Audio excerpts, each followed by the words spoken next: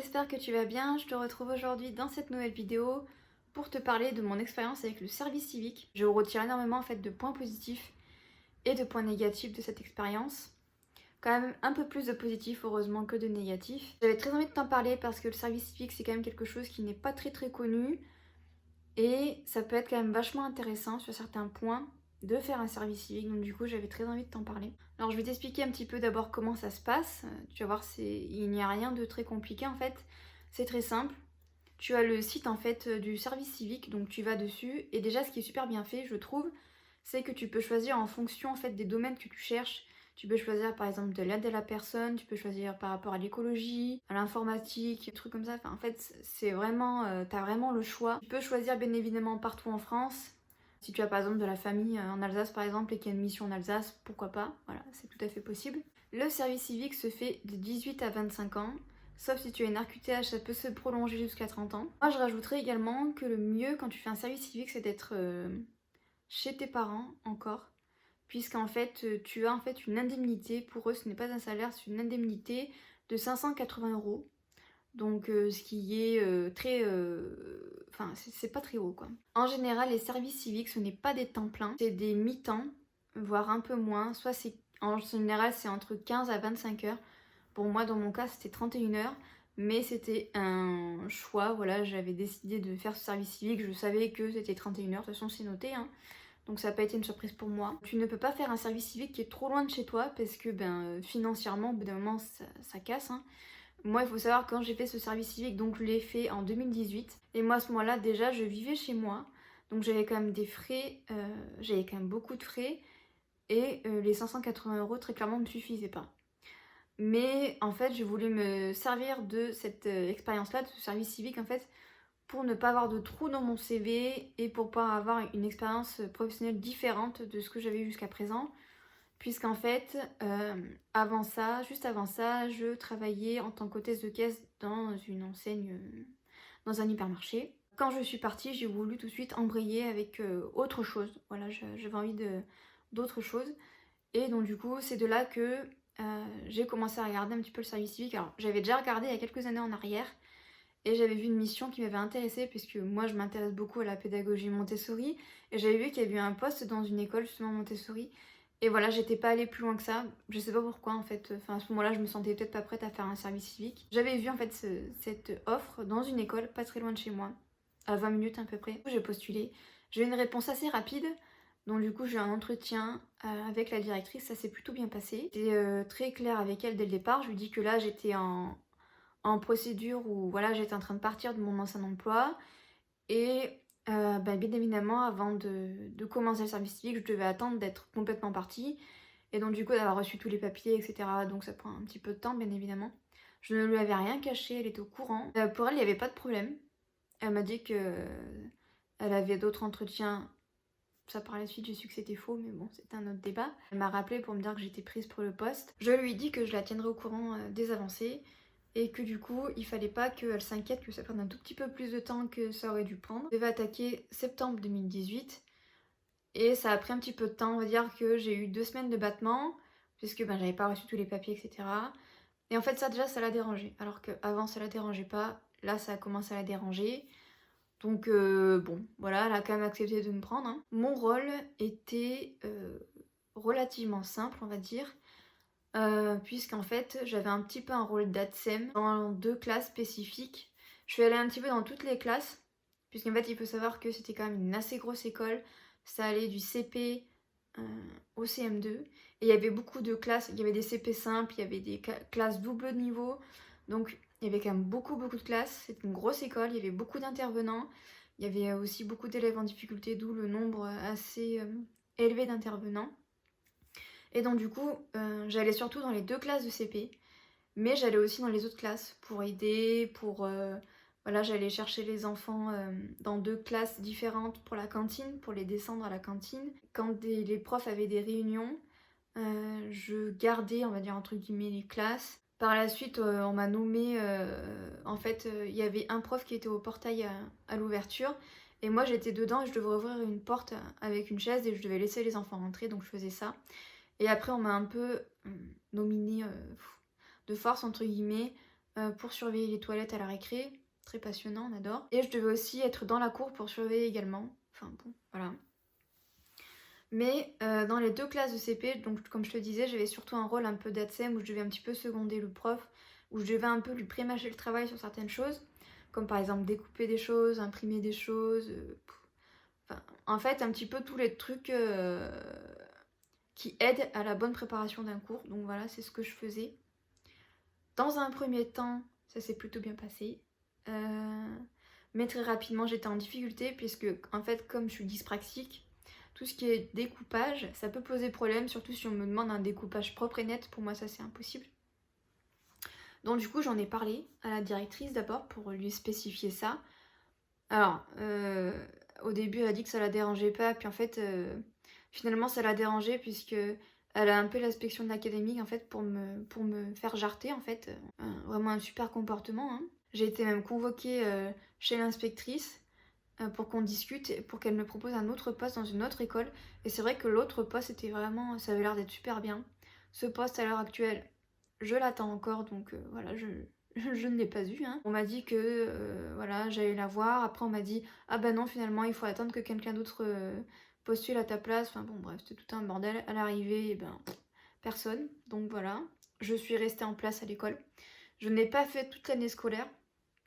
Hein, j'ai fait de septembre à avril, mais ça, je t'en parlerai juste après. Donc, comme tu l'auras compris, très rapidement avec la directrice, le climat s'est quand même relativement dégradé, alors que ben voilà, j'avais rien fait de spécial, c'est juste que je lui avais dit que j'avais un handicap et que elle, ça lui posait problème. Il y avait quelque chose aussi que je voulais spécifier. En fait, là où j'étais, il y avait une jeune femme, on va dire d'une trentaine, quarantaine d'années, qui avait un contrat, alors je vais l'appeler un contrat AVE, mais je pense pas que c'était ça, mais je vais l'appeler Chloé, ça sera plus simple. Donc Chloé était là, elle était en place depuis plusieurs années. Et à ce moment-là, en 2018, l'État en fait avait décidé de supprimer ses contrats pour mettre les services civiques à la place. Sauf que nous, on n'est pas du tout habilités pour faire les choses que elle faisait. Elle faisait quand même de la paperasse, peut-être qu'elle faisait de la compta, mais je suis pas sûre. Elle avait un mi-temps en fait. Donc voilà, ça tournait plutôt bien, elle était habituée à l'école, etc. Les enfants étaient habitués à la voir. Alors moi, il faut savoir que je suis quelqu'un qui capte assez facilement les gens, c'est-à-dire que très rapidement, je peux assez facilement me faire une opinion des gens, dans le sens où parfois je vais sentir quelqu'un, parfois je vais pas le sentir, mais je vais jamais me fier à cette première impression. Je vais la garder dans un coin de ma tête, mais je vais pas me dire ok, je la sens pas, donc voilà. Non, là, je me faisais pas trop d'idées, on va dire. Sauf qu'en fait, par la suite, ça s'avérait vrai, vu qu'en fait, donc cette Chloé, au début, je la trouvais très sympa, très solaire, elle rigolait beaucoup, elle rigolait fort. Et en fait, au fur et à mesure, je me suis dit non, non, non, non. Il y a trop un truc qui cloche avec elle. J'avais l'impression qu'elle voulait pas me passer le relais, qu'elle voulait se sentir indispensable auprès de l'école. Bon, bah voilà. À l'arrivée, la rentrée donc s'est fait en septembre et elle est partie au mois de novembre. Donc ça s'est rapidement goupillé, on va dire, ça s'est rapidement fait. Le truc qui m'a mis extrêmement mal à l'aise, c'est que moi, on m'avait fait déjà des réflexions en me disant que j'étais pas assez ouverte, j'étais trop introvertie. Bon, en même temps, j'arrive dans une grosse école où tout le monde se connaît. Moi, j'arrive un peu comme un cheveu sur la soupe après la rentrée où, bon, on sait pas trop qui je suis, on sait pas trop ce que je fais là, on sait pas trop à quoi je sers non plus. Donc voilà. Quand elle est partie, elle a eu droit, bien évidemment, tous les enfants de l'école étaient au courant qu'elle partait. Elle a eu droit à une montagne de dessins. On lui a même fait une chanson, les enfants criaient son prénom, enfin c'était incroyable. En fait, moi je savais même plus où me mettre parce que je me sentais déjà pas très bien intégrée. Et elle partait. Bah, c'était un climat un petit peu particulier. Et puis ça prenait des proportions assez dingues. Donc les profs lui avaient fait des cartes, les profs ils étaient pas très bien. Ils avaient essayé de faire comprendre à l'État qu'ils voulaient garder Chloé, mais ça n'avait pas marché. Par la suite, comme je t'ai expliqué, ça s'est relativement dégradé puisque au début j'intervenais beaucoup du coup, comme je t'ai expliqué dans les classes de CP, je m'occupais de certains groupes d'enfants quand ils étaient en travail autonome. C'était super intéressant, j'ai beaucoup aimé faire ça. Et très rapidement en fait, on me disait de plus en plus en fait de ne plus venir dans les classes, qu'ils avaient plus besoin de moi. Et malheureusement, on me donnait pratiquement plus rien à faire. J'avais beau leur dire, mais donnez-moi des choses à faire. Si jamais vous avez un doute, vous me demandez, je vous dis si je peux ou pas le faire. On me donnait pratiquement plus rien à faire. Je m'ennuyais énormément, je tournais en rond. Je passais mon temps dans la salle des profs en fait à remettre des feuilles dans l'imprimante, à faire des bricoles quoi. Mais je m'ennuyais, j'avais plus rien à faire, je savais plus quoi faire en fait. Donc j'allais beaucoup dans l'autre classe de CP où je m'entendais pas très bien avec l'instit parce que Pour moi, elle avait vraiment un gros problème. Enfin, pour moi, il fallait qu'elle prenne sa retraite parce elle avait un comportement plus que limite avec les enfants. Elle leur criait dessus, elle leur parlait mal. Elle avait un problème avec le temps parce que pour elle, tout était cadré. Elle les stressait beaucoup par rapport à ça. Les enfants, en fait, avaient beaucoup de mal avec le temps, en fait. Ils étaient en permanence stressés, regardaient en permanence la pendule. Elle leur sucrait beaucoup les récrés aussi. Puisqu'en fait, comme c'était une grosse école, il y avait des cendriers en fait pour indiquer les récrés. Elle leur raccourcissait ou carrément elle leur supprimait les récrés. À un moment donné, on m'a nommé un peu responsable en fait d'amener des enfants de CP en maternelle pour qu'ils lisent une histoire. Et franchement, c'était trop sympa de faire ça. Alors au début, j'avais le droit de rentrer dans les classes de maternelle justement pour être là et puis pour attendre, puisqu'en fait, j'ai emmené, je crois, 2 ou 3 élèves dans les classes pour qu'ils puissent lire un livre. Et à la fin, on me disait carrément de repartir en fait, parce que la maternelle était collée à l'école. Et que voilà, je devais pas rester dans la classe. J'ai pas compris pourquoi, puisque ça durait 10-15 minutes. Donc en fait, du temps que je fasse l'aller-retour, je devais déjà revenir. Enfin, bon, j'ai pas trop compris pourquoi est-ce qu'on me virait après des classes. Donc du coup, comme tu l'auras compris, au fur et à mesure, on me donnait des trucs pas très cool à faire. Comme par exemple d'aller surveiller les toilettes. Enfin, j'avais vraiment l'impression qu'on me mettait là parce qu'aucun prof voulait le faire. Et que du coup, comme j'étais là, ah bah, on va envoyer Morgane. Hein, voilà, de toute façon, elle a que ça à faire. Très sympa. J'avais l'impression qu'on voulait pas trop m'intégrer. Et puis, ils avaient eu des discours qui, pour moi, étaient. Enfin, qui m'allaient pas, comme sur les méthodes alternatives comme Montessori, par exemple. Ils avaient un avis très tranché dessus, et pour moi, qui était très mauvais. Ils s'intéressaient pas plus à la méthode que ça, puis ils se fiaient à des rumeurs sur la méthode Montessori. Ils étaient même pas informés là-dessus. Donc, bon. Pour moi, c'est poubelle, hein, ce genre de réflexion. Pour moi, j'aime pas ça en fait. J'ai l'impression que voilà, ils sont brainwashés par l'éducation nationale et que l'école publique c'est génial et qu'il n'y a rien d'autre à côté qui est meilleur que ça, alors que c'est pas totalement la vérité. Et c'est le point positif que je retire de cette expérience en fait. C'est tout simplement le fait déjà d'avoir pu faire mon deuil en fait de professeur des écoles, puisqu'en fait, comme j'ai travaillé dans cette école, je côtoyais beaucoup les profs et je voyais beaucoup ce qu'ils faisaient. Et moi, il faut savoir que c'était quelque chose que je voulais faire, être professeur des écoles. Et on m'en a empêché, on m'a empêché en fait d'accéder aux études générales. En faisant ce service civique, ça m'a permis de me dire ok, c'est pas un métier qui est fait pour moi, donc j'ai pu faire complètement le deuil de ça. Et pour ça, pour moi, ça m'a apporté beaucoup. Et j'ai pu aussi beaucoup discuter avec les intervenants qui venaient. Et c'était vraiment quelque chose d'hyper agréable parce que c'était des gens qui ne jugeaient pas. C'était des gens qui étaient quand même relativement empathiques. Et c'était vraiment super agréable de discuter avec eux. J'avais relativement sympathisé avec pas mal de personnes, parce qu'il y avait beaucoup d'AVS dans cette école.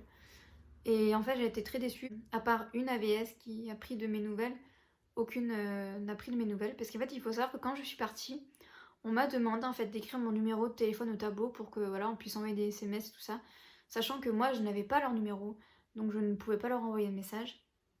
Et moi, il faut savoir que c'est pas du tout quelque chose que je fais d'habitude. Enfin, je suis quelqu'un voilà, de très timide et très réservé, donc juste je vais d'écrire mon numéro, ça me gênait. Mais je me suis dit c'est trop bien, il y a des gens qui veulent garder contact avec moi. Et à l'arrivée en fait, à part l'AVS avec qui j'aimais bien discuter, personne d'autre en fait m'a envoyé de message. Il y a une AVS avec qui je m'entendais bien dans la classe de CP, avec l'instit avec qui ça ne passait pas, avec qui on avait... Enfin quand on travaillait ensemble on avait un super bon feeling, on s'amusait et tout. Et à partir du moment où j'ai quitté l'école, plus de nouvelles, voilà. À part me dire d'aller s'abonner à sa page Facebook, voilà, enfin, plus de nouvelles. Donc bon, merci quoi. Et quand je suis partie, du coup, j'ai annoncé aux 2 classes de CP, parce que c'est là où j'allais le plus que je partais. Donc je leur avais offert un paquet de bonbons dans chaque classe. Les enfants m'ont remercié, les enfants étaient un peu tristes, et moi aussi j'étais triste hein, d'ailleurs de partir.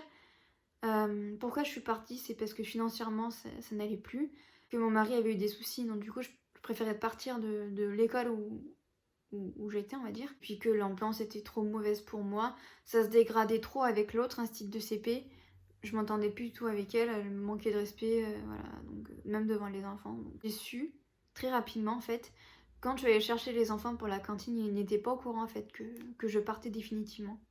Pour eux, voilà, on allait se revoir après les vacances et je leur ai dit non, non, en fait, je m'en vais. Et c'est là en fait que je l'ai eu un peu de travers puisque Chloé, quand elle est partie, on a fait tout un foin. Alors oui, je suis pas restée des années, mais les enfants avaient l'habitude de me voir tout le temps, partout, dans toutes les classes. Le minimum en fait, ça aurait été juste de prévenir que je partais. C'est la seule chose en fait que j'aurais bien voulu que ces instituts fassent. Je m'entendais très bien avec une jeune instit qui faisait la classe de CE1, CE2. Elle me donnait pas mal de trucs à faire et j'aimais bien vraiment cette instit. Puis on était à peu près du même âge, donc on s'entendait relativement bien. J'aimais beaucoup cette instit et ça serait trop cool qu'un jour je la recroise d'ailleurs. Voilà, en fait, j'ai pas trop compris le comportement des autres instits. Enfin, j'avais vraiment l'impression que je comptais pas en fait, puisque les enfants étaient absolument pas au courant que je partais. Moi, je leur disais au revoir comme si on n'allait plus jamais se revoir, parce que c'était un peu la vérité, on n'allait plus se revoir. Et eux, ils me disaient à la rentrée quoi, alors que non. Que ce soit les grands ou les petits d'ailleurs. À part, comme je te disais, les 2 classes de CP où il a fallu leur dire que je partais. Et encore, comme je te dis, je n'allais pratiquement plus dans les classes, donc bon, voilà. Mais au moins, de ce côté-là, ça a été fait. Par contre, les autres classes, on m'a squeezé complet, quoi. Donc ça, j'ai vraiment eu du mal à digérer parce que je me suis quand même investie. J'ai quand même aimé le service civique hein, dans sa globalité. Quand tu fais un service civique, tu as 3 jours obligatoires où tu as des réunions.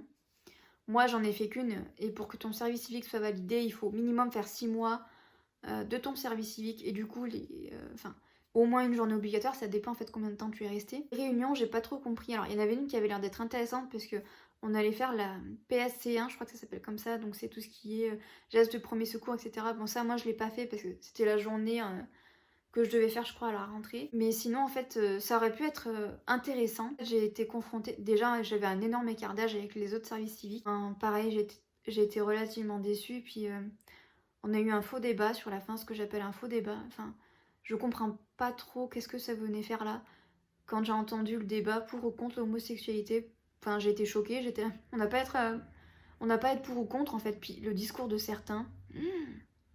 Mon Dieu, enfin c'était limite de l'homophobie. Non, ça pour moi c'est pas passé du tout. C'était sympa puisqu'on avait payé les pizzas midi, mais moi en tant que végétarienne j'ai mangé de la salade. C'était assez drôle d'ailleurs. L'ouverture d'esprit chez certains, ça se travaille. Et clairement il y a encore beaucoup de boulot. Pour te faire un petit peu une conclusion de ce service civique, j'en retire de très belles choses. Comme voilà, le très bon contact avec les enfants, j'ai fait beaucoup de choses avec les enfants. J'ai fait des ateliers. Il y a une petite fille qui ne parlait pas français qui est arrivée dans la 2e classe de CP. Je m'en suis beaucoup occupée. J'ai adoré ça, vraiment. Même si bien évidemment c'était pas mon rôle. Je me suis vraiment investie. J'ai essayé mon maximum de rendre service parce que c'est dans ma nature en fait. C'est dans mon comportement moi de base. Tout ce que j'ai fait, à part surveiller les toilettes, je l'ai fait de bon cœur vraiment. Parce que j'avais envie de rendre ce service civique agréable. Mais bon, quand on essaye de te jarter, puisque soi-disant tu ne corresponds pas au poste, au moment ça ne le fait pas. Même si cette directrice à un moment donné est partie, parce qu'elle est partie en congé maternité, donc c'est un homme qui l'a remplacée, et ça se passait un poil mieux, un peu mieux on va dire. C'est relativement quand même une assez bonne expérience. Donc voilà, j'en ai terminé avec cette vidéo. J'espère de ne m'être pas trop perdue. J'espère que cette vidéo t'aura plu, j'espère qu'elle t'aura apporté quelque chose. Et oh, j'allais oublier quelque chose.